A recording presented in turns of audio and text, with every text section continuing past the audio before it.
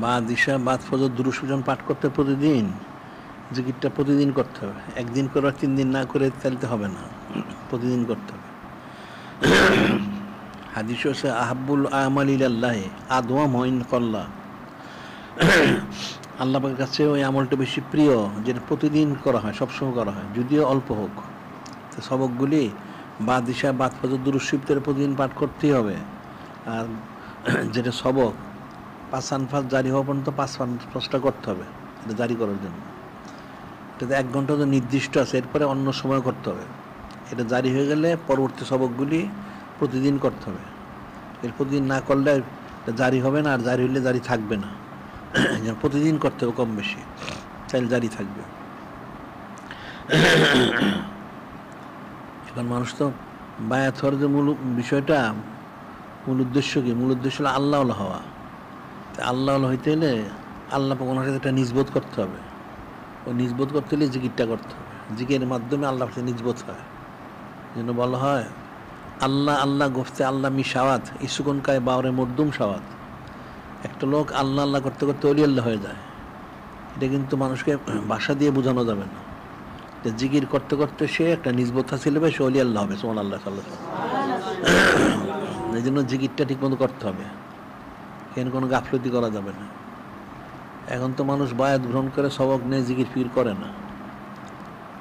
আর হাকিকিভাবে বলতে হলে এখন তাসবের কোনো মানুষের ইয়েই নেই, যে তাসবটা যে শিখার প্রয়োজন, এর যে গুরুত্ব, এটার উপলব্ধিই নাই। যত যারা সিলসিলাগুলি আছে, যতগুলি দরবার শরীফ আছে, এখানে কোনো তাসবের কোনো আলোচনা নাই, জিকির ফিকির নাই, রসম রেওয়াজ। তো এই রসম রেওয়াজ করে তো কাজ হবে না। হাকি জিকির করতে হবে, জিকির করে জাগিরি করতে হবে। জারি করলে তখন আস্তে আস্তে তাকবিলে পৌঁছবে। সিলসিলা তো কম ছিল না, অনেক সিলসিলা ছিল। এখন কই সিলসিলাগুলি? সব মূর্ধ হয়ে গেছে। মুর্দার কারণ হলে অন্তরটা মূর্ধ হয়ে গেছে। যে হাদিসে বলা হচ্ছে মাসালুল্লাহ জিস্কুর বললো যে লাইস করুন মাসালুল হাইয়ল মাইয়াত। মেসাল হচ্ছে যে জিকির করার, যে জিকির করেন তার মেসাল হচ্ছে জিকিরকারী হলো জিন্দার, যে জিকির হচ্ছে মুর্দা। সিলসিলাগুলি যে মূর্ধ হয়ে গেছে, জিকির করে না কেউ, সব মূর্ধ হয়ে গেছে। জিকির যদি করতে পারতো তাহলে জিন্দা থাকতে পারতো। এই জন্য কোনো সিলসিলার কার্যক্রমও নাই, রসম রেওয়াজ। এরা এলমে তাসব তো সূক্ষ্ম বিষয়, এলমে জাহিরি তো তারা আমল করে না। শরীয়ত ওনার গুরুত্ব হিসেবে উপলব্ধি করে না। নামাজ কালাম কেউ পড়ে না, কেউ জিকির করে না। এদের পর্দা নাই, ছবি তোলে, বেপর্দা হয়, তন্ত্রমন্ত্র করে, নানান হারাম কাজ করে সারাদিন। তার তাসব থাকবে কোত্থেকে? তাসব করতে হলে তাকে শরীয়ত ঠিক করতে হবে, তারপরে জিকির ফিকির করতে হবে। শরীয়ত বাদ দিয়ে তো তাসব হবে না। শরীয়ত ঠিক করতে হবে, তাসব চর্চা করতে, মস্ক করতে, তাইলে কামিয়ে ভেতর করবে। নামাজ কালাম অন্যান্য ওজিফা সবই ঠিক রাখতে হবে। মানুষ হচ্ছে তাসবটা মনে হয় একটা রসম রেওয়াজ না, এটা হাকিগত।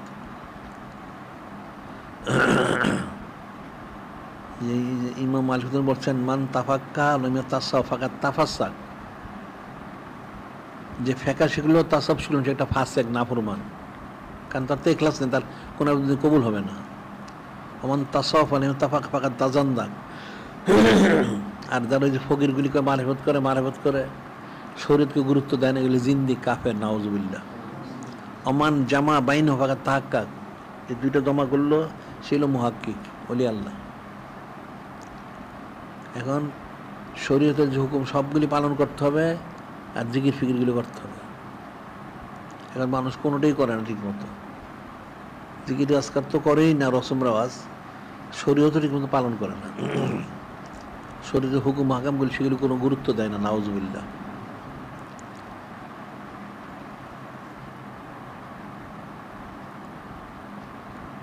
এখন এই জন্য যে জিকির ফিকিরটা ঠিক মতো করতে পারে, অন্তরটা ইসলাম, তখন অন্তর ইসলামের সাথে তার সব শরীয়তের আমলগুলি শুদ্ধ হয়ে যাবে। আনলে শরীয়তের আমল কোনোদিন শুদ্ধ হবে না। যারা জাহেরি আলেম হয়, এদের তো জাহেরি আমলটা শুদ্ধ নাই, তাদের অন্তর শুদ্ধ না, যার জন্য জাহেরি আমলটাও শুদ্ধ হয় না। অন্তরটা শুদ্ধ হয়ে গেলে জাহিরি আমলটা শুদ্ধ হয়ে যেত। মূল তো তার কলবের মধ্যে মূল বিষয়। হাদিসে বলছে ফিবনে আদম মদ গাওয়া সালুয়া সালুয়া যতকুল্লো যা ফাসাদাল জাসদুকুল্লো আল্লাহ ইয়াল কলব। মানুষের শরীরে এক টুকরা গোস্ত আছে, ওটা যদি শুদ্ধ হয়ে যায়, সংশোধন হয়ে যায়, ইসলাহ হয়ে যায়, তাইলে সমস্ত শরীরটা ইসলাহ হয়ে যায়। আর সেটা ধ্বংস হলে সবটা ধ্বংস। সেটা কি? সেটা কল্প। তো কল্প ইসলাহ করে না, যার জন্য এদের আমল কোনোদিন শুদ্ধ হবে না। যাদের কল্প ইসলাহ নাই, এদের আমল কোনোদিন শুদ্ধ হবে না।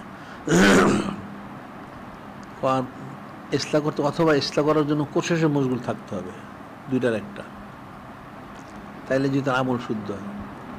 আর সাধারণভাবে তো ইখলাস ছাড়া কোনো আমল কবুলই হয় না। এটা একটা কঠিন একটা বিষয়, মানুষ এটা ফিকিরই করে না। ইখলাস ব্যতীত কোনো আমল কখনোই কবুল হয় না। তাহলে সাধারণ মানুষ যত আমল করে তার তাহলে কোনোটা কবুল হচ্ছে না, তার ফয়সালা কি? এখন ইখলাস ছাড়া কোনো আমল কবুল হয় না, এটা হলো মূল ফতোয়া। তবে যারা ইখলাস হাসিলের জন্য কোশিশ করে, কোশিশে মশগুল থাকে, এই মশগুল থাকার কারণে আল্লাহ কবুল করেন। সুবহানাল্লাহ। এটা হলো নিয়তুল মুমিনে খয়রুম মিন আমালিহি। মুমিনের নিয়তটা হলো তার আমল থেকে উত্তম। সে যে নিয়ত করেছে, কোশিশ করতেছে, সে অনুযায়ী তারটা কবুল হবে। ইখলাস তো আর একবার অর্জন করতে পারবেন না, কঠিন বিষয় তো। এখন ইলমে তাসাউফের বিষয়গুলি সবগুলি সূক্ষ্ম বিষয়। মানুষ জাহেরি বিষয়টাই বুঝে না, বাতিনিরা বুঝবে কোত্থেকে?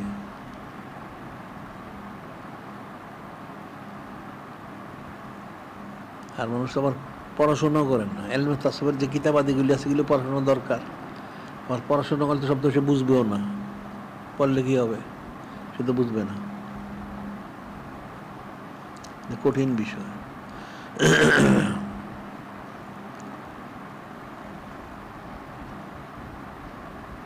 ইলমে তাসাউফের বিষয়গুলি বুঝতে হইলে তো তাই ওটা সমজ থাকতে হবে। সেটাকে পড়েও বুঝবে না, তার সবুত ইখতিয়ার করতে হবে। আর না বুঝলে তাকে সেটা জেনে নিতে হবে, জিজ্ঞাসা করে। আল্লাহ বলছেন ফাস আলু আহলা জিকির ইন কুনতুম লা তা'লামুন। তোমরা যারা জানো না, যারা আহলে জিকির, ওনাকে জিজ্ঞেস করে জেনে নাও। তার অর্থ হইল সাধারণ লোক সব বুঝবে না। যারা আহলে জিকির, ওলি আল্লাহ, ওনাদেরকে জিজ্ঞাসা করে জেনে নিতে হবে। তো অনেক বিষয় আছে বর্ণনা। এখন জাহিরিভাবে মানুষ কোরআন শরীফ, সুন্নাহ শরীফটা তো বুঝে না ঠিক মতো, তামল করবে কেমনে? বাতিনিরা তো অনেক পরে বুঝবে। বাজারে হাজার লোক জমা করে জিজ্ঞাসা করে জিজ্ঞাসা, টুপি পরাটা কি? সুন্নত। কোন টুপি পরা সুন্নত? একটা পড়লেই হয়। ইমানটা কিন্তু নষ্ট হয়ে গেল। আসলে কিভাবে নষ্ট হলো বলো দেখি? টুপি পরা সুন্নত, ঠিক আছে, তো কোন টুপি পরা সুন্নত? একটা পড়লেই হয়। সে কিন্তু ইমান কুফরি করলো, কারণ একটা পড়লে হবে না। আল্লাহ আল ইয়াউমা আকমালতু লাকুম দীনাকুম, আমি দিন পূর্ণ করে দিছি। তাইলে টুপি পরাটা একটা দিনের অন্তর্ভুক্ত, এটা নির্দিষ্ট করে দিছে। ওই নির্দিষ্ট টুপিটাই পড়তে হবে, আরেকটা পড়লে চলবে না। 4 টুকরা বিশিষ্ট গোল টুপি খাস শূন্য, যে সেটা পড়তে হবে। ওই যে মোশাকরা কিস্তি টুপি পরে যেন মাথায় কিস্তি দিয়ে রাখে, এটা পড়লেই হবে না। এটা পড়লে এক দিক দিয়ে হচ্ছে কাফের অনুসরণ, একদিকে কুফরি হবে। কাফেরদের অনুসরণ কুফরি। মান তাশাব্বাহা বিকওমিন ফামিনহুম, যে জাতি মিল সে তার অন্তর্ভুক্ত যায়। নাউযুবিল্লাহ। কাজে বিষয়গুলি তো অনেক কঠিন। তার মানুষ তো জাহিরিটিকে বুঝে না, বাতিনটা বুঝবে কোত্থেকে? এগুলি জিকির ফিকির করতে করতে, সুবত ইখতিয়ার করতে করতে, শুনতে শুনতে শিখবে। এইভাবে তো শিখতে পারবে না। সোবতে সলে তুরা সলে কুনাত, তলে তুরা তলে কুনাত, যে আল্লাহওয়ালা লোকদের সোবত তোমাকে আল্লাহওয়ালা বানাই দিবে, আর ফাসেক ফুজ্জারদের সোবত তোমাকে ফাসেক ফুজ্জার বানাই দিবে। নাউযুবিল্লাহ। তো সোবত ইখতিয়ার করতে হবে, কথা শুনতে হবে। এখন তো মানুষ সোবতের বিষয়টাও বুঝে না। যেটা আমরা বলি যে নূরে মুজাসসাম হাবিবুল্লাহ হুজুর পাক সাল্লাল্লাহু, ওনার যে সোদ মোবারক, এটা এক মুহূর্ত তার চেয়ে কমও যদি হয় ইমানের সাথে সোদ মোবারক, এই যে মূল্য, যে কদর, যে ফজিলত, একদম সৃষ্টির শুরু থেকে শেষ পর্যন্ত সমস্ত আমল যদি একসাথে করা হয় এটা সমান হবে না। বুঝতে পারলে? এই সোদ এত ফজিলত, এই সোবরটা কই মানুষ সোবত ইখতিয়ার করে না, তাহলে বুঝবে কোত্থেকে? মানুষ তো মনে করে একটা স্বাভাবিক বিষয় না, এটা কখনই স্বাভাবিক বিষয় না। সোবরটা অনেক গুরুত্বপূর্ণ বিষয়। সাধারণভাবে বলা হয় ওলি আল্লাহ ওনাদের সামনে এক জমানা সোবতে বাউলিয়া বেহতেরা 100 সালে তোয়াতে বেরিয়া। এক জামানা সোহবতে বা আউলিয়া বেহতেরা 100 সালে তোয়াতে বেরিয়া। একজন কামেল ওলি আল্লাহ বুজুর্গ শায়েখ, ওনার সোবত যদি কেউ ইখতিয়ার করে, এক জামানা বলতে অনেক অর্থ এক মুহূর্ত হইতে পারে। সোবত ইখতিয়ার করলে সে 100 বছর তার কবুল যোগ্য আবাদ থেকে সেটা উত্তম বেশি। সুবহানাল্লাহ। তাহলে মানুষ বুঝলো কি সোবরটা বুঝতে পারে না, তো কঠিন বিষয়। যেমন এক লোক, এক ওলি আল্লাহ, ওনার কাছে একটা মাসালা জিজ্ঞাসা করলো। মাসালা হইল, সে জিজ্ঞেস করলো যে হুজুর একটা মাসালা। কি মাসালা? যে মানুষ ইন্তেকাল করলে করার সময় অনেক ওসিয়ত করে যে আমাকে অমুক বুজুর্গ লোকের মাজার শরীফের পাশে দাফন করবে। মানুষ ওসিয়ত করে অনেক সময় যে অমুক বুজুর্গ ওলি আল্লাহ ওনার মাজার শরীফের কাছে যেন দাফন করা হয়। এটার হাকিকতটা কি? উনি বললেন, তুমি তো সব হাকিকতটা বুঝবে না, তো জাহিরি হাকিকত যেটা, সেটা হইল তখন ছিল গরমকাল, তো ওই বুজুর্গ লোকের পিছন দিয়ে পাখা দিয়ে বাতাস করা হচ্ছিল। লোকটা সামনে বসে এই প্রশ্ন করেছে। তো বুজুর্গ ব্যক্তি বললেন, তোমার গায়ে কি বাতাস লাগে? হ্যাঁ। ঠান্ডা লাগে? হ্যাঁ ঠান্ডা লাগে। তুমি কেউ বাতাস করে? কয় না। তো কাকে বাতাস করে? আপনাকে বাতাস করে। তা আমাকে বাতাস করে, তোমার গায়ে লাগে কেন? আমি যে নিকটবর্তী হয়েছে এই জন্য। তখন সে বুজুর্গ বললেন যে আসলে আউলিয়া কেন ওনার ভিতরে সবসময় রহমত বসিতে থাকে। ওই নিকটবর্তী দেখো দাফন করলে ওই ওলি আল্লাহ ওনার সম্মান, তার কবর আযাবটা মাফ হয়ে যায়। সুবহানাল্লাহ। এটা হলো সোবতের বিষয়টা। সোবতের যে ফজিলতটা, সেটা তো মানুষ বুঝতে পারবে না। এখন রহমত বর্ষিত হইতেই থাকে। এখন কখন কোন রহমতটা কার মধ্যে বর্ষিত হয়, বর্ষিত হলে যদি সেটা ধারণ করতে পারে, তাহলে সে ওলি আল্লাহ হয়ে যায়। সুবহানাল্লাহ।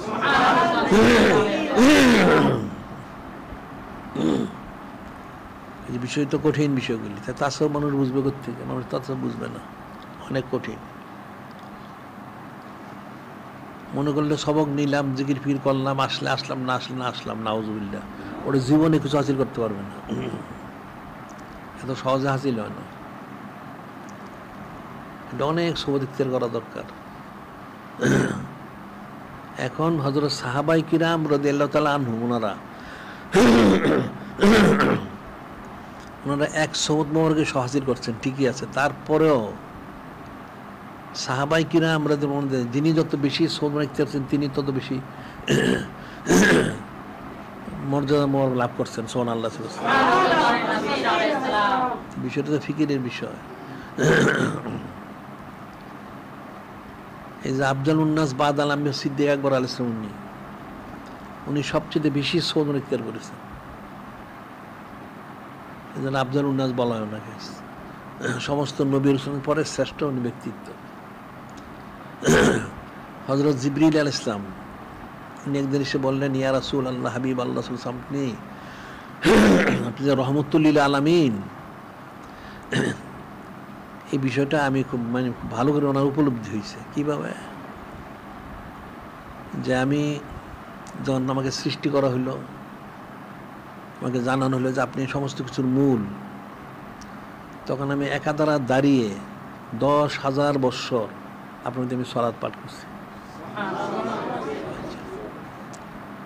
এই সলাৎ পাঠ করলাম, এর কারণে আমাকে এই সমস্ত হযরত ফেরেশতার জমার মধ্যে আমাকে রসুল হিসেবে মনোনীত করা হইল।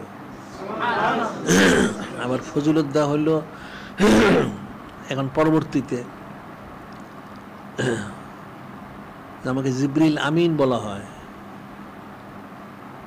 যে আমি 23 বছর আপনার এই রাসূলের জিন্দেগি মোবারকে আমি 24,000 বার আপনার সুবহান ইফতার করেছি। যে মোতাইন সাম্মা আমিন, আমাকে বলা হয়েছে আমি সমস্ত ফেরেশতার মধ্যে অনুসরণীয়, আমাকে সব অনুসরণ করবে এবং সবার মধ্যে আমি বিশ্বস্ত। কেন? যেহেতু আমি আপনার এত সুবহান ইফতার করেছি, এর কারণে আমাকে আল্লাহ পাক এই মাকামটা দান করছেন। সুবহানাল্লাহ। তাহলে সুবহানের ফজিলত কত বেশি, কঠিন বিষয়। জিকির আজকার করতে হয়, সুবহান ইফতার করতে হয়, আর আদেশ নিষেধগুলো পালন করতে হয়, তখন যে তার জন্য তাকে মিলে পৌঁছা সম্ভব। এখন আবার সুবহান ইফতার করলে চলবে না। উবাই বিন সুলুল কিন্তু সুবহান ইফতার করছে কত বছর বলো দেখি। সে নূরে মুজাসসাম হাবিবুল্লাহ হুজুর পাক সাল্লাল্লাহু আলাইহি যখন মদিনা শরীফে তাশরীফ আনলেন, সে কিন্তু প্রথমে ঈমান আনে নাই, মুনাফিক তো। সে পরবর্তীতে বদরে যখন সে মুসলমানদের কামিয়াবি দেখছে, তখন সে মুনাফিক সুরত ঈমান আনছে। সে মারা গেছে হইল নবম হিজরিতে জিলকত শরীফ মাসে। এই শুরু থেকে সে ছিল, কিন্তু সে কিন্তু ঈমান আনতে পারল না, কারণ তার আকীদা শুদ্ধ ছিল না। আকীদা শুদ্ধ না, হোসন নাই, আদব সরবত ছিল না, এই জন্য সে ঈমানই আনতে পারে না। মুনাফিক সর্দার হিসেবে এটা জাহান্নামে গেছে, নাউজুবিল্লাহ। এখন সুবহান ইখতিয়ার করতে হবে আকীদা শুদ্ধ রেখে, হোসন পোষণ করে, আদব সরবত রক্ষা করে, তখন সেই সুবহানটা তার তাসির হবে। এছাড়া তো সুবহানের তাসির হবে না। সে তো ফয়েজ তাওজ্জুহ ধারণ করতে পারবে না, তার কাছে ফয়েজ তাওজ্জুহ পৌঁছবেই না। জিকির ফিকির করতে হবে, সুবহান ইখতিয়ার করতে হবে, আকীদা বিশুদ্ধ করতে হবে, হোসন পোষণ করতে হবে, আদব সরবত রক্ষা করতে হবে, তখন যদি সে কিছু হাসিল করতে পারে। এছাড়া হাসিল করতে পারবে না। এক বুজুর্গ লোকের ঘটনা আমি অনেকবার প্রায় বলি। সেটা হলো এক বুজুর্গ লোক, ওনার অনেক মুরিদ, একটা মুরিদ খাস, তো উনি তাকে খেলাফত দিয়ে চিন্তা করছেন। একটা শেষ একটা পরীক্ষা, তার অনেক পরীক্ষা করছেন, সে উত্তীর্ণ হয়েছে। একটা শেষ পরীক্ষা কি, উনি একদিন তাকে বললেন, দেখো আমার অনেক টাকা পয়সা দরকার, টাকা পয়সা তো জোগাড় করতে হবে। ঠিক আছে। তো মুরিদ বাড়ি গেল, বাড়ি গিয়ে তার সব জায়গা জমিন বিক্রি করে, সমস্ত সম্পদ বিক্রি করে টাকা পয়সা নিয়ে আইছে, এনে দিছে। যে কোত্থেকে টাকা আনছো? যে আমার সব সম্পত্তি বিক্রি করে দিয়ে যা আসছে সব আপনার জন্য, এটা আপনার প্রয়োজন, এই জন্য আনছি এটা। ঠিক আছে। তখন তো কাঁচা টাকা ছিল, মনে হয় ওই যে সামনে নদীটা দেখো না, ওই নদীর মধ্যে গেলে ফেলে দাও সব। তখন শায়েক আদেশ করে মুড়িয়ে দিকে, ঠিক সত্যি সমস্ত ওই টাকাগুলি নদীতে ফেলে দিছে। ফেলে দিন আসছে, আসা টাকাগুলি কোথায়? নদীতে ফেলে দিচ্ছে। বেয়াদব কোথাকার, নদীর টাকাগুলি ফেললি কেন? হ্যাঁ, এখন মুরিদ হুজুর ভুল হয়ে গেছে, বেয়াদবি হয়ে গেছে। সে তো বলতে পারতো যে আপনি তো আমাকে বলছেন না, সে বললো আমার ভুল, আমি বুঝতে পারিনি, ভুল হয়ে গেছে, মাফ করে দিন। যখন সে কাকুতি করলো তখন বলছে হ্যাঁ ঠিক আছে। এরপরে তাকে উনি খেলাফত দিলেন, হ্যাঁ তুমি উপযুক্ত মুরিদ। সুবহানাল্লাহ। এখন জিনিসটা তো কম কঠিন একটা পরীক্ষা। তার বাড়িঘর সব বিক্রি করে নিয়ে টাকা পয়সা দিয়ে দিচ্ছে। এখন টাকা পয়সাগুলি উনি বললেন যে নদীতে ফেলে দাও, সে নদীতে ফেলে দিল। এরপরে বললেন তুমি একটা বেয়াদব, তুমি কেন নদীতে ফেললে এটা? এখন সে উল্টা মাপ চাইল যে আমার ভুল হয়েছে, আমি বুঝতে পারি নাই। তখন বুঝলেন হ্যাঁ সে হাকিকি মুড়ি দিয়েছে। এটা হলো আকীদা শুদ্ধ রাখতে হবে, হস্তজন পোষণ করতে হবে, আদব সব রক্ষা করতে হবে, তারপর সৌদ ইখতিয়ার করে জিকির ফিকির করতে হবে, তখন সে ফায়দা লাভ করতে পারবে। এছাড়া তো ফায়দা লাভ করতে পারবে না। তাসব তো অনেক কঠিন বিষয়। মানুষ অলি আল্লাহ হয় না, অলি আল্লাহ কোত্থেকে? আকীদা শুদ্ধ না, হস্তজন পোষণ করে না, আবার আদব সরবত নাই, আবার যদি থাকে তো জিকিরও করে না, আবার কিছু জিকির করলে সৌদ ইখতিয়ার করে না ঠিক মতো, তো কেমনি হবে? সবগুলি যখন মিলবে তখন সে পাবে। একটা লোক খাবার খায়, তরকারি পাক করে, বাজার থেকে কিনে আনে, এটা ধোঁয়া মোছা করে কেটে একটা পাতিলের মধ্যে বসায়, কারণ সব মশলা দেয়, তারপর আগুন চুলায় আগুন দেয়, তখন যা পাক হয়। এখন যদি মশলা না দিয়ে বসায় দেয় তাহলে তো পাক করলে খেতে পারবে না। আর সবই দিল, সব বসাইলো, নিচে আগুন নাই, এটা তো সারা বছরও পাক হবে না। সব জিনিসটা যখন মিলবে 16 আনা, তখন সেটা তরকারিটা ঠিক হবে। এখন লোক অলি আল্লাহ হবে, তার সব শর্তগুলি যখন মিলে যায় তখন আপসাপ সে অলি আল্লাহ হয়ে যায়। সুবহানাল্লাহ। সব শর্ত না মিললে তো অলি আল্লাহ হইতে পারবে না। জিকির আজকার করতে হবে, সৌদ ইখতিয়ার করতে হবে, আকীদা শুদ্ধ রাখতে হবে, হস্তজন পোষণ করতে হবে, আদব সরবত রক্ষা করতে হবে, তখন। এছাড়া তো হবে না। হযরত সাহাবায়ে কিরাম রাদিয়াল্লাহু আনহুম তো চূড়ান্ত পর্যায়ে সব রক্ষা করছেন। তার জন্য ওরা সৃষ্টির সমস্ত নবী রাসূল আলাইহিস সালামের পরে সর্বশ্রেষ্ঠ ব্যক্তিত্ব। বিষয় তো কঠিন, এটা ফিকির করতে হবে। আজকে যেমন আজকে আইমুল্লাহ শরীফ কিসের? উম্মুল মুমিনিন আর সালিসা আশার আলাইহিস সালাম ওনার। এখন ওনাদের মর্যাদাটা কি? ওনারা নূরে মুজাসসাম হাবিবুল্লাহ হুজুর পাক সাল্লাল্লাহু আলাইহি ওয়াসাল্লাম সৌদ ইখতিয়ার করার কারণে সৃষ্টির সকলের থেকে শ্রেষ্ঠ হয়েছেন। একদিকে আল্লাহ বললেন ইয়া নিসা লাস্তুন্না কাহাদি মিনান নিসা, হযরত উম্মাহাতুল মুমিন আলাইহিন্নাস ওনারা সৃষ্টির কারো মতো নন। সুবহানাল্লাহ। আল্লাহ ঘোষণা দিলেন,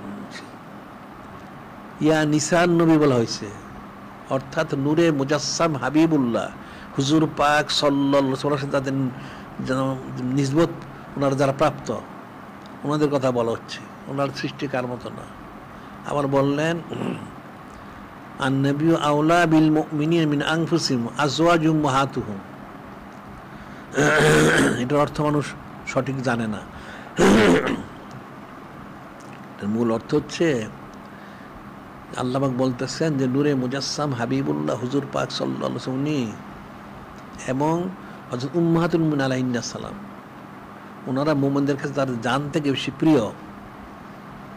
আবার হযরত উম্মাহাতুল মুমিনিন আলাদা একটা খুসুত বর্ণনা করলেন, ওনারা হলেন উম্মাহাতুহুম, সমস্ত সৃষ্টির মহাসম্মানিত মাতা। এর সৃষ্টি কারা? যত সৃষ্টি আছে, যিনি খলিক, যিনি মারু আল্লাহ কুনি ছাড়া।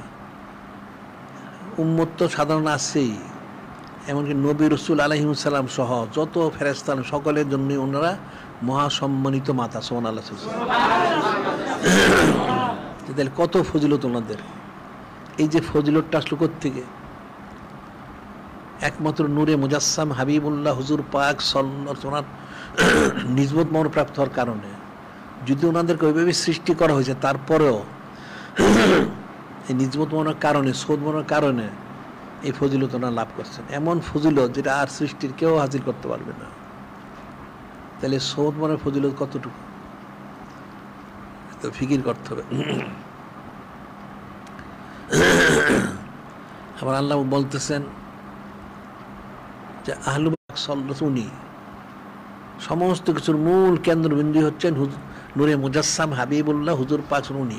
জিকির ফিকির যেমন করতে হবে, সৌদ ইখতিয়ার করতে হবে, আকীদা বিশুদ্ধ রাখতে হবে, হস্তজন পোষণ করতে হবে, আদব সরবত রক্ষা করতে হবে। এখন যারা সবগুলি করতে পারবে তারা মূল নিয়ামতটা হাসিল করবে, আর যারা হাসিল করতে পারবে না এই যে হাদিস শরীফে বলা হচ্ছে ইন্নামা আনা কাসিম আল্লাহ ইউতি,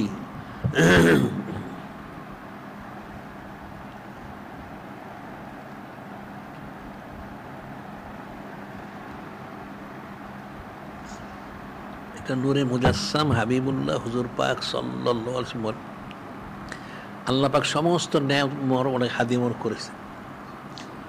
আর নূরে মুজাসসাম হাবিবুল্লাহ হুজুর পাক সাল্লাল্লাহু আলাইহি ওয়াসাল্লাম বন্টনকারী, সুবহানাল্লাহ।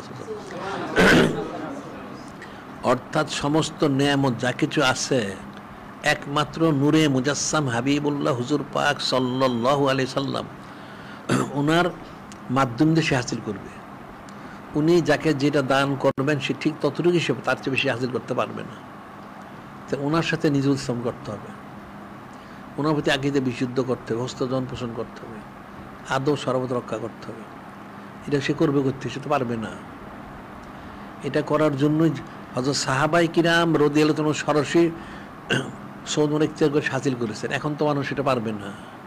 ওটা করার জন্যই একজন কামেল শায়েখ বায়াত গ্রহণ করতে হয়, সবক নিতে জিকির করতে হয়।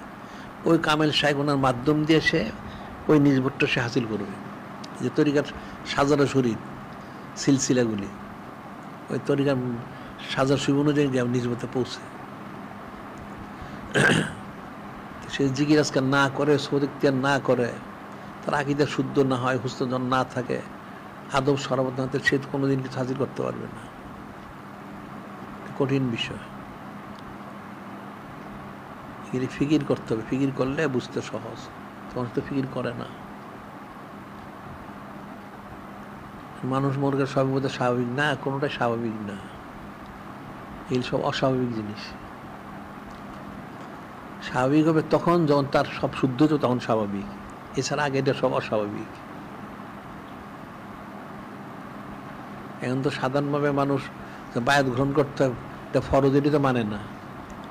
বায়াত গ্রহণ করা ফরজ মানুষ স্বীকার করে না, নাউজুবিল্লাহ। সৌদ ইখতিয়ার করা ফরজ, এটাও বুঝে না। জিকির ফির করা ফরজ, এটাও বুঝে না। ফয়েজ তজ্জ হাসিল করা ফরজ, এটাও বুঝে না। তাকে হাসিল করবে কোত্থেকে? অনেক কঠিন সূক্ষ্ম বিষয়।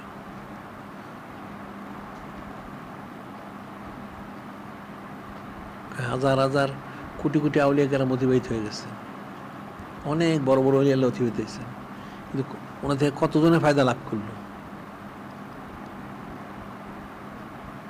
যারা খালেজভাবে ওনার নিজবত হাসিল করছে, কুরবত হাসিল করতে পারছে, তারাই হাসিল করছে, এছাড়া তো হাসিল করতে পারে না। আদেশ করা হলে একটা, করে গিয়ে আরেকটা, তা হাসিল করবে কোত্থেকে?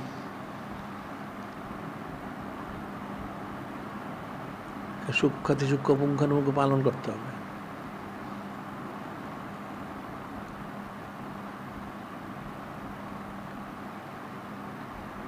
এখন বায়াত গ্রহণ করে মনে করলো যে হয়ে গেছে। হ্যাঁ, বায়াত গ্রহণ হয়েছে, সে বায়াত হইলো, একজন নিজবত রাখতে পারে, হয়তো সে কিছুটা ফায়দা তো পাবে।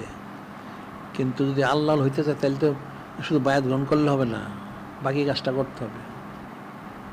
একটা প্রতিষ্ঠানে, সে শিক্ষা প্রতিষ্ঠানে ভর্তি হইল, ভর্তি হইলে তো সে শিখতে পারবে না। ওখানে তাকে যেতে হবে, তালিম নিতে হবে। ওখানে প্রতিষ্ঠানে যারা দায়িত্বপ্রাপ্ত থাকে, তালিমদাতা, তাদের সৌদ ইখতিয়ার করতে হবে, তাইলে শিখতে পারবে। তাহলে শিখবে কোত্থেকে?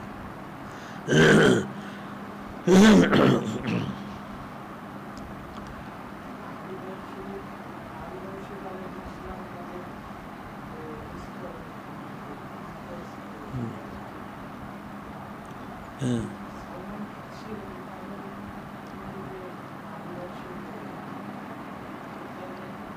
সালমান ফার্সির জন্য, তারপর শোয়েব রুমি রাদিয়াল্লাহু তাআলা আনহু, বেলাল হাবশি রাদিয়াল্লাহু তাআলা আনহু, ওনাদেরকে নূরে মুজাসসাম বিশেষভাবে নিজবত দান করছে।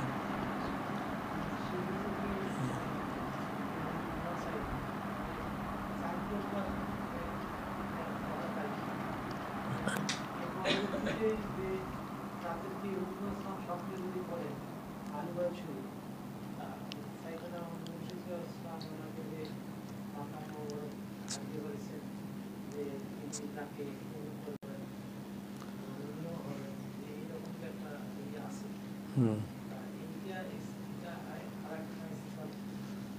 না, আরেকটা ইচ্ছা দেবো না, ওনাদের পর্যায়ে পিছনে আসবেন, ইয়াল হাকু না, পরে তারা লাহেক হবেন।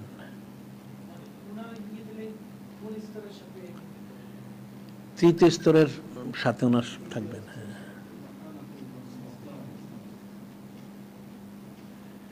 এখন এগুলো হচ্ছে আহলে বাইত যারা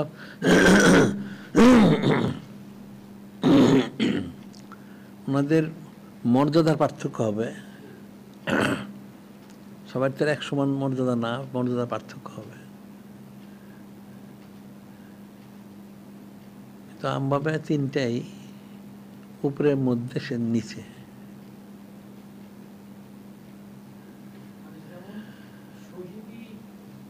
হ্যাঁ। হুম। না, এক না।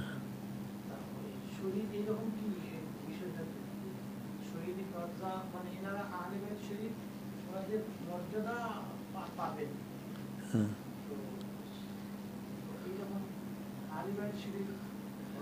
না, যারা মূল, যারা ওনাদেরটা তো মূল আসেনি, এরপরে ওনাদের কারণে যারা পাবে তারা ওই নিজবরটা, ওই ফজিলতটা পাবেন, আলেমের শুধু ফজিলত পাবেন। ওনার আছেন যেমন, তারপরে ইয়ার আছে না, উম্মিবাদ উম্মি আলাইহিসসালাম, উনি, ওনারা তো আহলে বাইতের অন্তর্ভুক্ত। উম্মিবাদ উম্মি আলাইহিসসালাম আর উলা যিনি বা সানিয়া, যাই হোক, তো ওনারা ওই নিজবরটা পাবেন। এখন এমনি আমভাবে যেটা বলা হয় সেটা হলো যে এখন নূরে মুজাসসাম হাবিবুল্লাহ হুজুর পাক সাল্লাল্লাহু আলাইহি ওনার উপরে যারা আসছেন, অর্থাৎ আবুল বাশার সফিল ইসলাম শুরু করে যারা, ওনাদের তো যেহেতু ওনারা যখন এই নূর মোবারক ধারণ করছেন, এটা অবশ্যই ওনার ফজিলত হাসিল করছেন, সেই সময় ওনাদের একটা মর্যাদা তো অবশ্যই আছে। কিন্তু এমনি খাসভাবে যেটা বলা হয় যে মূল হচ্ছেন এখানে 23 জনের মূল নূরে মুজাসসাম হাবিবুল্লাহ হুজুর পাক সাল্লাল্লাহু, ওনার আব্বা আলাইহিস সালাম, ওনারা 2 জন, এরপর 13 জন হযরত উম্মাহাতুল মুমিনিন আলাইহিস সালাম ওনারা, এরপর হলো 8 জন আপনি হচ্ছেন বানাতুল ইসলাম। কতজন হইল?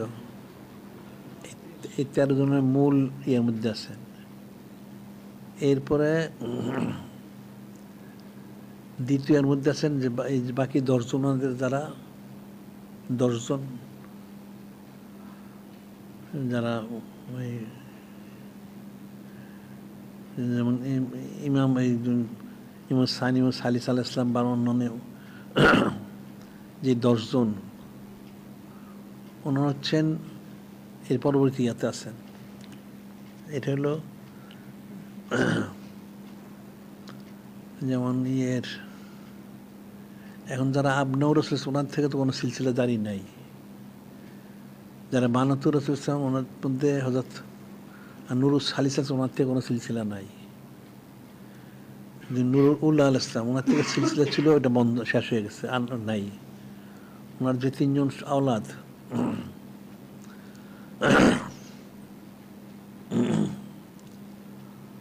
ওনার এরপরে আর নাই, বন্ধ হয়ে গেছে। আর নুরুস সানিয়া ইসলাম, ওনার তো একজন ছিল, উনি বন্ধ হয়ে গেছে। এখন শুধু জারি রয়ে গেছেন হযরত নূর ওয়াবি আলাইহিস সালাম ওনার থেকে। ওনার যারা 6 জন, ওইদিকে 1 জন আর 3 জন, এই 10 জন। এই ওনাদের পরে 23 জনের পরে এই 10 জনের স্তর। এরপরে বাকি যারা আসবে তাদের স্তর হবে পর্যায়ক্রমে, অর্থাৎ মর্যাদার সেই অনুযায়ী হবে।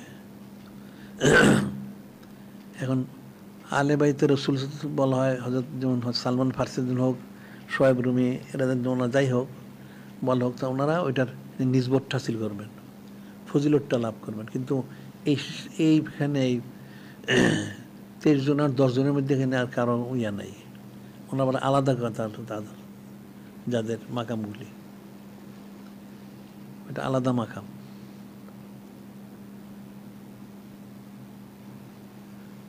এখানে গেলে তো মানুষের ভাষা দিয়ে তো বোঝানো যাবে না, এটা প্রত্যেকের তো মাকাম আলাদা। আফজালুন নাস বাদ আলিম সিদ্দিক করেছেন উনি, সাইয়েদনা ফারুক যখন ওনারটা, বা সাইয়েদনা জুন্নুল ইসলাম ওনার বিষয়, ইমামুল আউয়াল কিন্তু ইমাম আলে বাদশাহ, তাহলে ওনাদের অবস্থাটা কি? এগুলি আপনার আমভাবে বোঝানো যাবে না,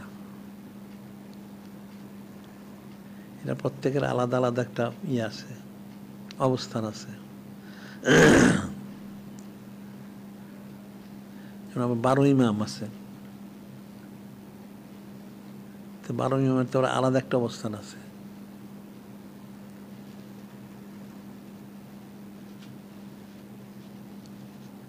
বারো ইমামের মধ্যে এখন 10 জনের মধ্যে তো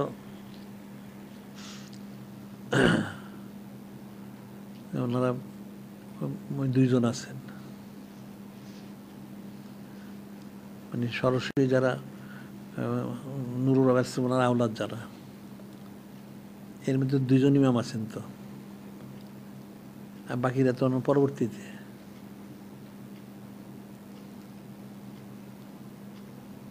এগুলি অনেক ভাগ আছে, মাকামের ভাগ আছে। যেমন হয়তো মুজাদ্দিদ আল-সুন্নাহ উনি তো অনেক ভাগ করছেন,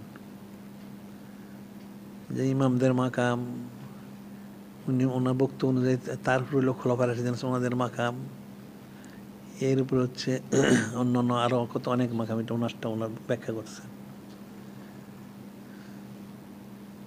এখন যিনি যেভাবে বুঝছেন বা যাকে যেভাবে বুঝান শুনি এভাবে বর্ণনা করছেন।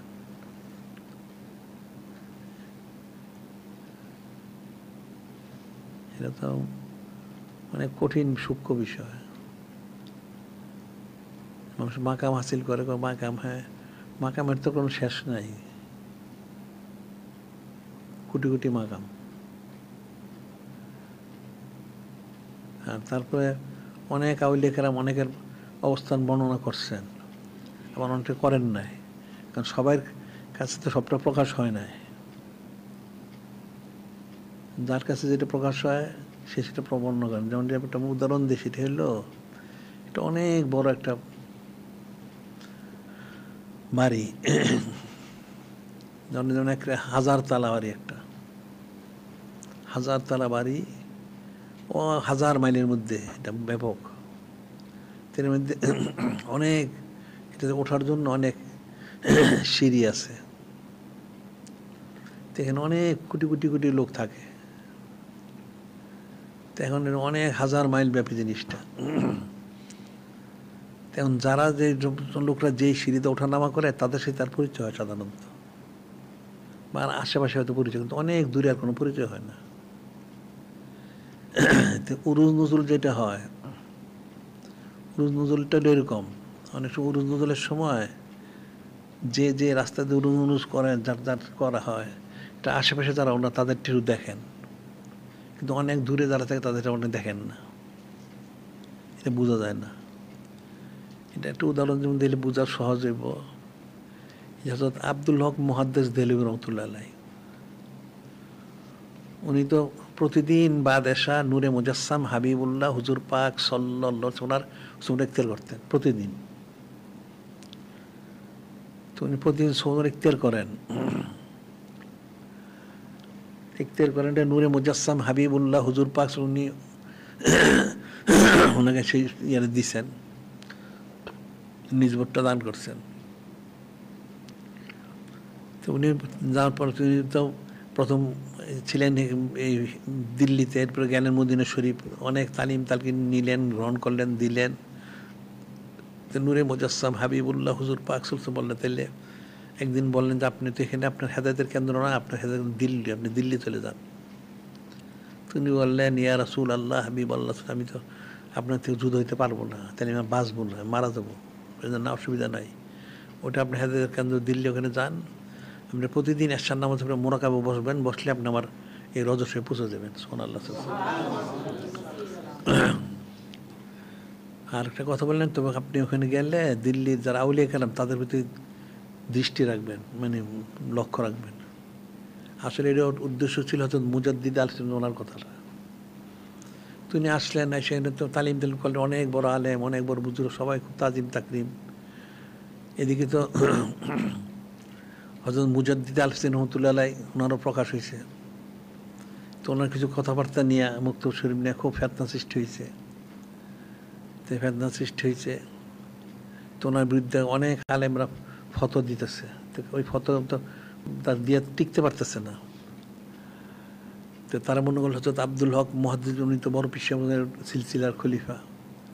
এনে মূল ফেতনার একটা মূল কারণ হইল, যেমন হযরত মুজাদ্দিদ আল-হোসেন অনেকগুলি, একটা কারণ হলো ওনাকে জিজ্ঞেস করা হয়েছিল যে আপনি মুজাদ্দিদ আল-হোসেন 1000 বছরের মুজাদ্দিদ, তা আপনার তত কারামত দেখি না আমরা। আর বড় পীর সাহেব রহমতুল্লাহ আলাইহি উনি 500 বছরের মধ্যে তো অনেক কারামত। তিনি প্রথমবার কিছু বলেন না, এখান থেকে বললে বুঝবে না তারা।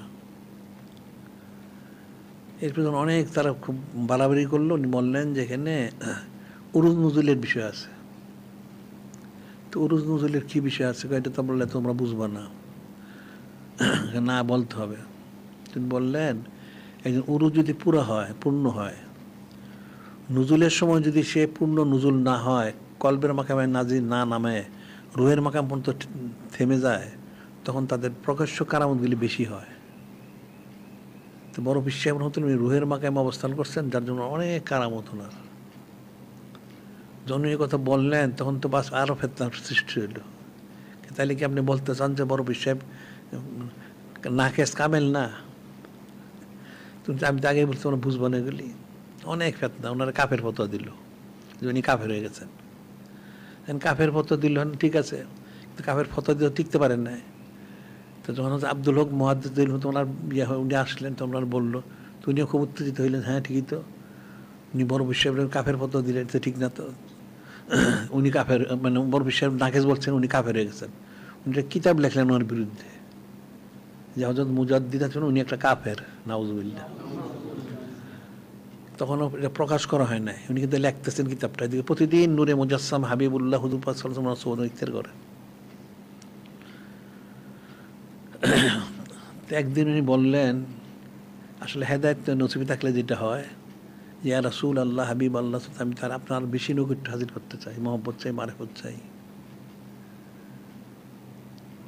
অনেক প্রথমে নূরে মুজাসসাম হাবিবুল্লাহ হুজুর পাক কিছু বলেন নাই, শুনছেন।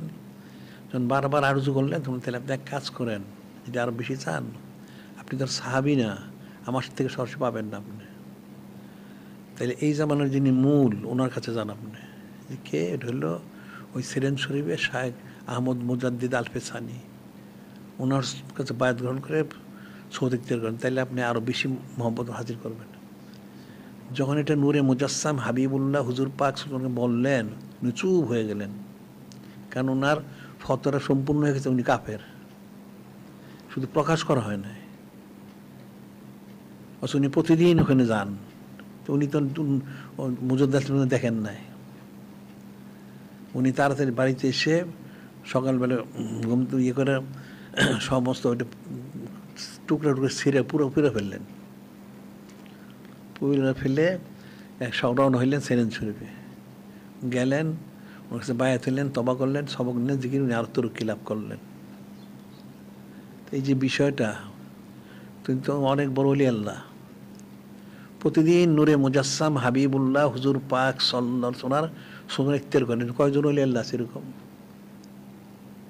এরপর কিন্তু উনি এই জিনিসটা বুঝতে পারেন নাই যে মুজাদ্দিদ আল-হোসেন রহমতুল্লাহ যে এই জামানার মূল, ওনার মাধ্যম দিয়ে যেতে হবে। যখন নূরে মুজাসসাম হাবিবুল্লাহ হুজুর পাক সাল্লাল্লাহু আলাইহি ওয়াসাল্লাম বললেন, তখন উনি বুঝলেন। এখন মাকাম কতগুলি, আর কে কোন মাকামে আছে, এখন উরুজ নজুল তাহলে কোন দিকে, এটা মানুষ বুঝবে কোত্থেকে? মানুষ তো বুঝবে না। এগুলো অনেক বিষয় আছে এর মধ্যে। এলমে তাসাউফটা তো অনেক সূক্ষ্ম বিষয়। সাধারণ মানুষ জিকির ফিকির করে, একটা কিছু হাসিল করে, বাস একটা অবস্থানে থাকে। এখন মাকাম আছে, মাকামের তো একটা শেষ স্তরও আছে। আবার আউলিয়া কেরাম অনেক শ্রেণীরও আছে।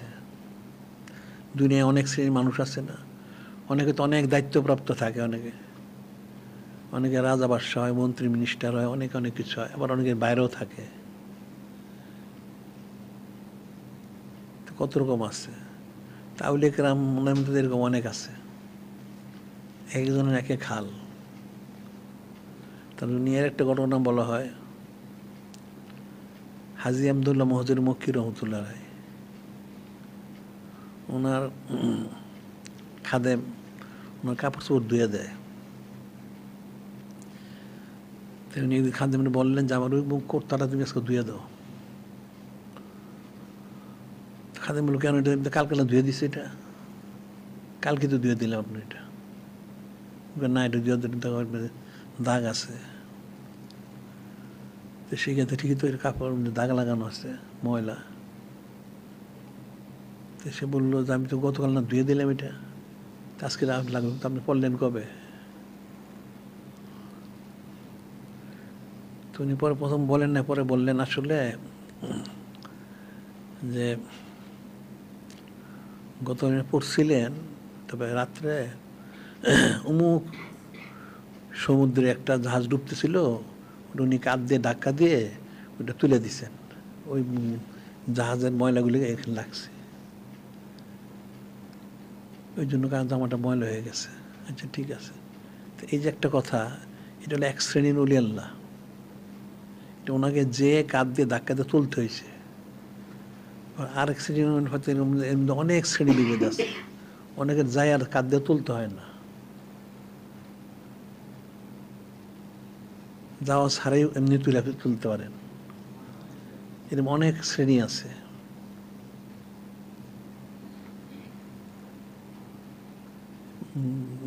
স্তর বিন্যাস আছে অনেক, যাওয়া ছাড়াও তুলতে পারেন, আবার অনেকে যাওয়া ছাড়াও উচিলে দিয়ে উঠে যায়, অনেক রকম আছে।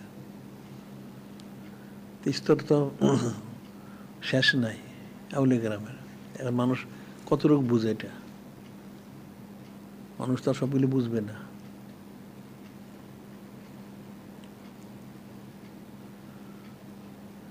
এখানে যেমন আহমদ রাফাই রহমতুল্লাহ আলাইহি, উনি মদিনা শরীফ গেলেন, যে ইয়া রাসূলুল্লাহ, ইয়া আমার নানা দাদা অমুক, উনি খুব সম্বোধন করলেন।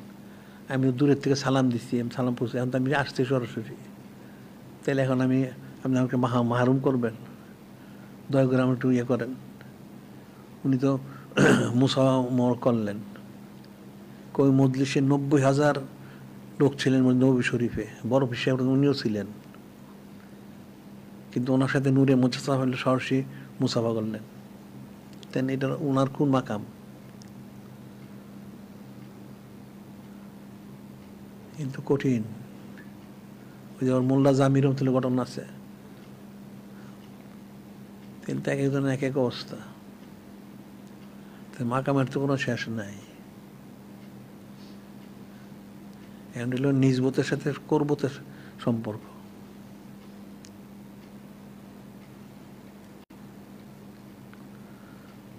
এখন আহলে বাইত শরীফ যারা সরসিত হয়েছেন, আবার যারা যে বলা হয়েছে তাদের ওনার একটা নিজবত হাজির করবেন, ওনাকে একজন একটা মাকাম। যেমন ওই যে হাদিস শরীফে যেটা গতকাল বললাম, নূর সালিস আলাইহিস সালাম যখন জিজ্ঞাসা করলেন নূরে মুজাসসাম হাবিবুল্লাহ হুজুর পাশে, যে হযরত ইমামুল্লাহ আলাইহিস ওনার মর্যাদা বেশি না হযরত সাইয়েদনা যুন্নুর ওনার মর্যাদা বেশি? উনি তো বললেন যে উনি আল্লাহ পাককে ওনাকে মহব্বত করেন, রাসূল সাল্লাল্লাহু আলাইহি ওয়াসাল্লাম মহব্বত করেন, ওনাকে মহব্বত করেন। এরপর কি বললেন? লাউ কাদ দাখালতিল জান্নাতা ফারাআইতি, আপনি যখন বেহেশতে প্রবেশ করবেন দেখতে পাবেন মঞ্জিলে ওনার মাকামটা, লাম তারা আহাদাম মিন আসহাবি ইয়ালুহু ফি মঞ্জিলাতিহি, ওনার মাকামটা এত উচ্চ হবে আপনি দেখতে পাবেন অন্য কোনো সাহাবাই কিরাম ওনাদের মাকামটা এত উচ্চ না। এটা আবার কোন মাকাম? এটা হাদিস শরীফ।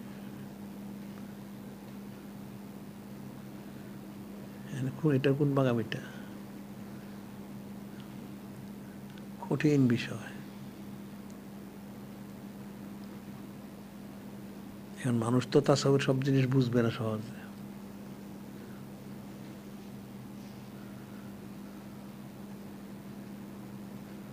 ওনার বিশিষ্ট মাকাম। আবার ওনারা এটা জুন্নুর আল ইসলাম হন, জুন্নুর আল ইসলাম বা ইমামুল আল ইসলাম, উনি ওনার তো সরাসরি নূরে মুজাসসাম হাবিবুল্লাহ হুজুর ওনার যারা আওলাদের খেদমত করছেন। এটা সোজা জিনিস তো এটা। এই যে এটা যে আঞ্জামটা ওনারা দিচ্ছেন, পৃথিবীর কেউ তারা দিতে পারবে না। তাহলে ওনাদের মর্যাদার কতটুকু? এত সোজা জিনিস তো না। এগুলি অনেকগুলি বিষয় আছে, আসলে এগুলি আমভাবে মানুষ বুঝবে না। মানুষ তো এগুলি বুঝার সে যোগ্যতাই রাখে না। বলা যাবে, শুনতে পারবে, কিন্তু আসলে বুঝতে পারবে না। ওনাদের এক একজনের এক একটা শান, এক এক মাকাম।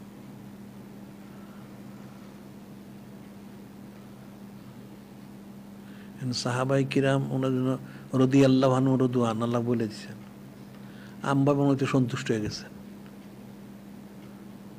আল্লাহ জিনাত্তাবহুম বিইহসান রদি আল্লাহ রদুয়ান। আর বললেন যে ওনাদের প্রতি তো আল্লাহ সন্তুষ্ট হয়েছেনি, শুধু এতটুকু না, কিয়ামত পর্যন্ত ওনাদের দিকে যারা উত্তম অনুসরণ করবে তাদের প্রতিও সন্তুষ্ট হবেন। সুবহানাল্লাহ।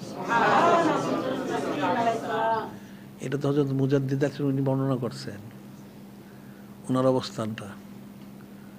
উনি বলেন যে আয়াত শরীফে বলা হয়েছে এই জন্য যে ওনার মর্যাদা এত বেশি কেন, যে হযরত সিদ্দিক আকবর আলাইহিস সালাম উনি নূরে মুজাসসাম হাবিবুল্লাহ হুজুর পাক সাল্লাল্লাহু আলাইহি ওয়াসাল্লামকে সূক্ষ্মাতি সূক্ষ্ম পুঙ্খানু অনুসরণ করেছেন।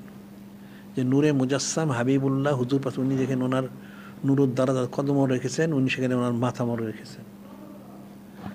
আর ওনার বক্তব্য হচ্ছে হযরত আফজালুন-নাস বাদ আলাম সিদ্দিক, উনি যেখানে ওনার কদমও রেখেছেন, ওখানে ওনার মাথাও উনি রেখেছেন। এই জন্য ওনার এত মর্যাদা। উনি মুজাদ্দিদ আল ফেসানি। তেমনি তো ব্যাখ্যার তো গেলে শেষ নাই। আবার সাইয়েদনা ফারুক রাদিয়াল্লাহু, উনি তো অনেক লাউকানা বাদিনুম লাকান হুজুমুল খাত্তাব আলাইহিস সালাম, নবী যে রসুল নবীকে হইতেন তাহলে উনি হইতেন। তো উনি আবার হয়তো ইমাম সালিস আলাইহিস সালামের কাছে গোলামের সনদটা নিলেন। এটার ব্যাখ্যাটা কি? উনি যে সনদটা নিলেন, লিখিত সনদ, হ্যাঁ, গোলামের ছেলে গোলাম, উনি বললেন এই লেখাটা আমার সিনের মধ্যে দিয়ে দিয়েন, এটা আমি দাবি করবো। এটার আবার কোন মাকাম? এটা মানুষ কি ব্যাখ্যা করবে? এগুলি মানুষ বুঝবে না। এই জন্য সাধারণভাবে যেভাবে কোরআন শরীফ বর্ণনা করেছে সেইভাবে বিশ্বাস করে চুপ করে থাকা। যদি কেউ বুঝতে পারে ভালো, না বুঝতে পারলে তার চুপ থাকা ভালো। ওইভাবে বর্ণনা করা উচিত। এগুলি মানুষ বুঝবে না, এগুলি মাকামগুলি।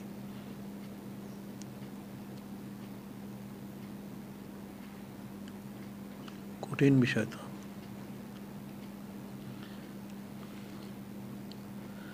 তারপরে যে আশুরা শরীফ তো আসতেছে, এখন কারবালার ঘটনা সংঘটিত হয়েছে। সেখানে ওই যে হযরত যে মানে নূর ওনার আওলাদ যিনি জয়নাব আলাইহিস সালাম, উনি তো মোটামুটি পুরোটাই উনি নিয়ন্ত্রণ করছেন। এই যারা একজনের পর একজন জিহাদে গেছেন, শহীদ হয়েছেন, এবং সর্বশেষ হযরত ইমাম সালিস আলাইহিস উনি যাবেন। তো ওনার যে কত ধৈর্য,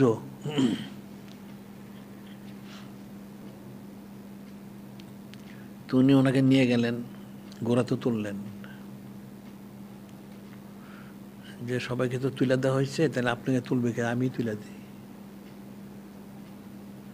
তিনি তুলে দিলেন, জিহাদের জন্য পাঠাই দিনে আস পড়লেন। এদিকে উনি যখন যান, তখন ওনার যে একজন আওলাদ মেয়ে ছিলেন, হযরত ইমাম সাল্লাল্লাহু আলাইহি ওয়াসাল্লাম ওনাকে বললেন যে আপনি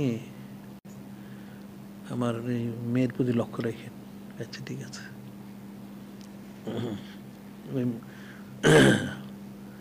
এখন উনি ঘোড়ায় তুলে দিয়ে উনি জিহাদে গেলেন। কিছু না ঘোড়ার আওয়াজ শোনা গেল, উনি গেছেন ঘোড়া, উনি মরছেন, উনি হয়তো আবার আসছেন, গেছেন ঘোড়াটা খালি।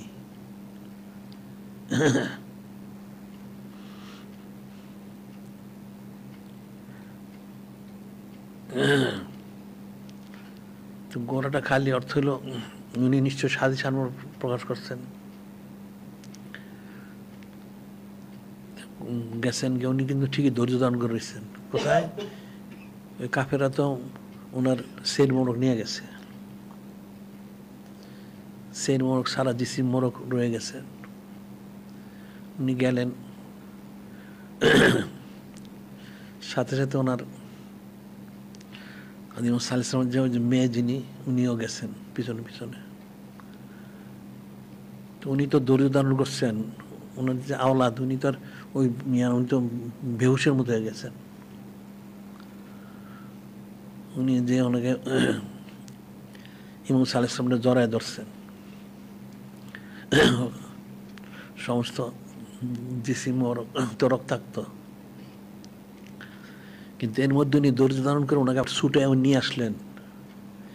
আবার এদিকে ইমাম রবি আল ইসলাম উনিও লক্ষ্য করছেন, উনি চুপ হয়ে রয়েছেন, পাথর হয়ে গেছে।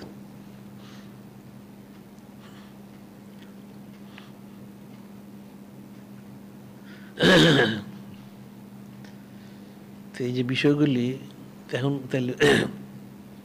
তাহলে ওনাদের অবস্থানটা কি, কোন মাকাম? উনি কিন্তু পুরা ধৈর্য ধারণ করছেন। উনি রজ শরীফে আসার পরে হযরত ইমাম রবি আল ইসলাম উনি এখানে এসে তখন বলা শুরু করলেন যে ইয়া রাসূলুল্লাহ, এই ঘটনা ঘটছে। উনি কিন্তু এর মধ্যে কোনো ওনার কোনো একদম উনি পাথর হয়ে রয়েছেন, কোনো কান্নাকাটিও করেন না, ওখানে এসে কাঁদছেন উনি, রজসবে এসে কাঁদছেন। এবং ঘটনা বলা শুরু করলেন। তখন নূরে মুজাসসাম হাবিবুল্লাহ হুজুর পাক সাল্লাল্লাহু আলাইহি ওয়াসাল্লাম বললেন, আমি তো স্বচক্ষে সব দেখেছি। তিনি বললেন, ইয়া রাসূল আল্লাহ, হাবিব আলাইহিস সালাম, যেহেতু আমার সম্মানিত পিতা, উনি আমাকে আদেশ মোরক করেছেন এই অকিয়াগুলি আপনাকে বলার জন্য, সেই জন্য আমি আসছি, আমি এটা বলবো। তখন নূরে মুজাসসাম হাবিবুল্লাহ হুজুর পাক বললেন, ঠিক আছে বলেন। পুরা বর্ণনা করলেন, শুনলেন। এই যে অবস্থানগুলি ওনাদের সোজা জিনিস, এগুলি কঠিন বিষয়। এখন মানুষ কার কোন মাকাম বর্ণনা করবে?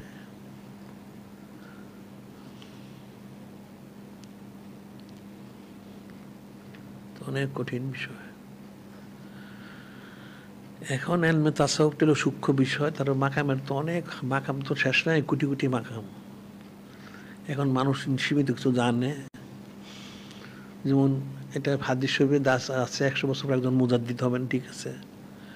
তারপরে কুতুব হবেন, কুতুবুল আলম হবেন, বা ইমাম হবেন, কুতুবুল ইরশাদ হবেন, হ্যাঁ ঠিক আছে, নির্দিষ্ট কতগুলি। এছাড়া তো আরও কোটি কোটি মাকাম রয়ে গেছে, ওগুলি তো মানুষ জানে না। বিষয়টা কঠিন। আহলে বাইত শরীফ আলাইহিস সালাম ওনারা, বা তারপর কার কি ফজিলত, কতটুকু ফজিলত, তো অনেক সূক্ষ্ম বিষয়।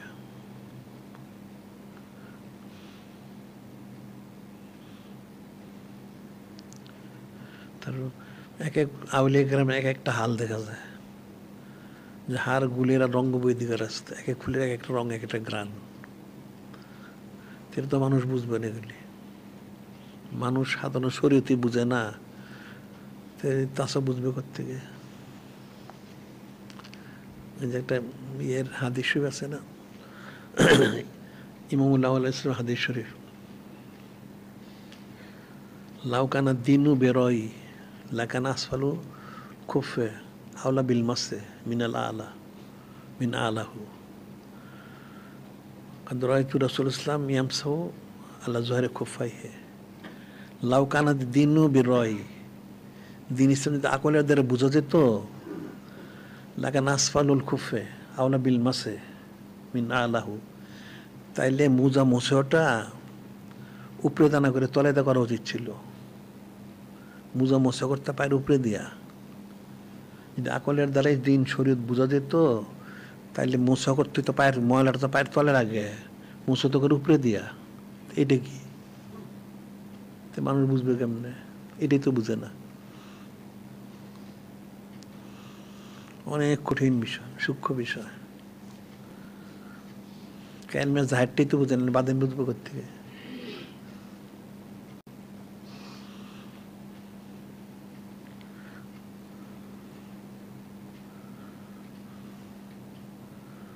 হাদিস শরীফ তো অনেক অনেক কিছু বর্ণনা আছে। আবুল বাশার সবিল উনি তার উম্মুল বাশার উনি যখন সৃষ্টি করিল, ওনারা সৃষ্টির শ্রেষ্ঠ উত্তম অনেক কিছু সানা সিফত, তখনকে বলা হলো যে আল্লাহ পাকের আরো ক্ষুদ্রতম সৃষ্টি আছে। নিয়ে যাওয়া হলো কি, যে দেখা গেল জান্নাতে কামরার মধ্যে একজন কে আছেন ওখানে, হযরত নুরুর রবি আল ইসলাম, ইমুল্লাহ আল ইসলাম, ওনাদের অনেক শান, উনি গিয়ে দেখলেন। তো এইটার ফয়সালাটা কি? হাদিস শরীফ আছে। উনি তো রসুল।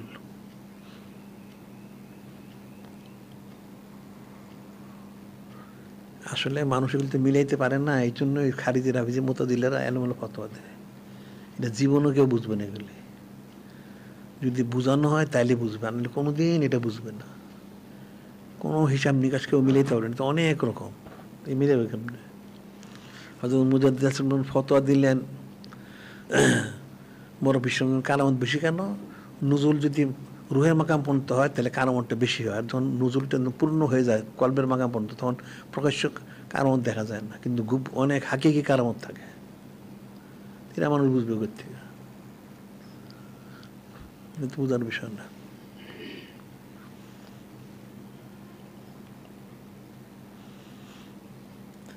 এখন তো মানুষ এলমে তাসুফ বুঝে না, কিতাবাদি পড়েন না, তাসুফের কোনো আলোচনাও নাই, তাহলে কেমনে বুঝবে? এগুলো আলোচনা করতে করতে করতে শুনতে শুনতে শুনতে শুনতে যদি কিছু বুঝে। আর ওনাদের যে হাল সম্মান যেগুলি, যারা এখন নূরে মুজাসসাম হাবিবুল্লাহ হুজুর আব্বা আলাইহিম আসসালাম, ওনাদের বিষয়গুলি, হযরত উম্মাহাতুল মুমিনিন ওনাদের অবস্থাগুলি, আব্রাহুল ইসলাম বানাতুর ওনাদের যে হালগুলি, এগুলো তো কঠিন। এগুলি এটা মানুষ বুঝবে কোথেকে? উনি তো সরাসরি নিসবত প্রাপ্ত, কি সোজা জিনিস। হযরত কালিমুল্লাহ উনি রসুল, অনেক বড় রসুল, তারও শরীফ নাজিল হয়েছে। উনি তুর পাহাড়ে গেলেন, ওনার নালেন শরীফ খুলে দিতে হলো। এখানে তো দুনিয়ার সব তফসিরই বর্ণনা করছে। এখানে আরশাজিমের ৭০,০০০ ভাগের ১ ভাগ, এটা একটা ভাষা দিয়ে বলা হয়। এমনি বর্ণনা করা হয়, সর্বনিম্ন হইল একটা সুচের ছিদ্র দিয়ে যতটুকু যাইতে পারে নূর অতটুক, আবার সর্ব বেশি হইল ১ দিরাম সরাই পরিমাণ ওখানে নূরমন বর্ষণ করা হয়েছে। সেই জন্য ওইটা পবিত্র হয়ে গেছে। আরশে আজিমের নূর, আল্লাহ পাকের কিছু নেই। উনি জলিকত রসুল হওয়ার পরও নালাইন শরীফটা খুলে যেতে হলো। আর নূরে মুজাসসাম হাবিবুল্লাহ হুজুর পাক উনি শশে আরশে আজিমে গেলেন। আরশে আজিম বেকুল হলো এই নিসবতের জন্য। এটা তো স্বাভাবিক জিনিস, কোনো কঠিন কিছুই না। ওনার নূরমল থেকে এক কাত্তার নূরমল নিয়ে আরশে আজিম সৃষ্টি। আরশে আজিম যে সোম ইখতিয়ার করতে পারছে, তার জিন্দি কামিয়াব। তাইলে নূরে মুজাসসাম হাবিবুল্লাহ হুজুর পাক ওনার নুরুল ফকর হোক আর নুরুল সরাবত, তার নালাইন শরীর, তার নিচে যা আছে এটার স্পর্শ সরাসরি কিন্তু ওনার স্পর্শ লাভ করতে পারে না। আরশে আজিম এটা সাহস করতে পারে না যে উনি সরাসরি আসেন আমার মধ্যে, না উনার নালাইন শরীফ সহ আসেন। এর থেকে উনি আরশে আজিম সম্মানিত হয়ে গেলেন। তাহলে নূরে মুজাসসাম হাবিবুল্লাহ হুজুর পাক ওনার যারা সংশ্লিষ্ট সম্পৃক্ত, তাহলে ওনাদের ফজিলত কতটুকু? তে মানুষ কি বর্ণনা করে মানুষ আর বুঝবে কতটুকু? কিন্তু মানুষ পরে অনেক আলোচনা করে, যে করে সে নিজেও বুঝে না, যারা শুনে তারাও বুঝে না। এখন আলোচনা করার দরকার করলো, শুনলো, শেষ হয়ে গেল। হাকিকতটা কি? হাকিকতটা তো বুঝে না, কঠিন বিষয়।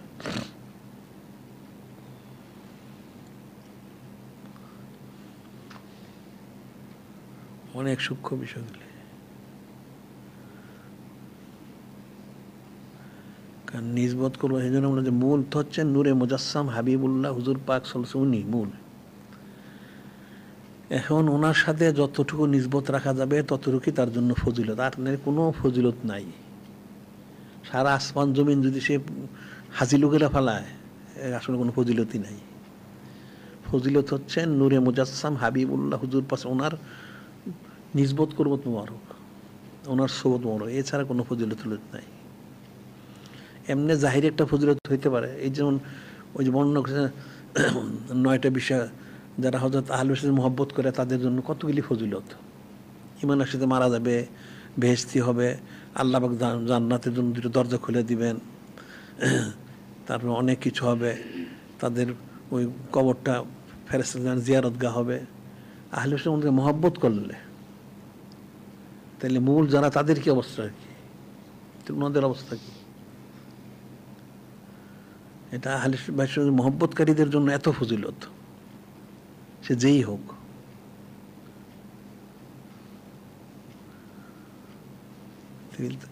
অনেক ব্যাখ্যা। তাহলে ওই শ্রেণীর লোকগুলি তাহলে কোন মাকাম?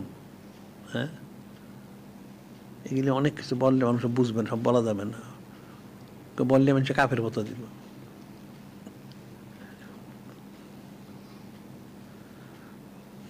ওই যে মুজদার জন্য কাফের ফতোয়া দিচ্ছে না, এরকম কাফের ফতোয়া দিব।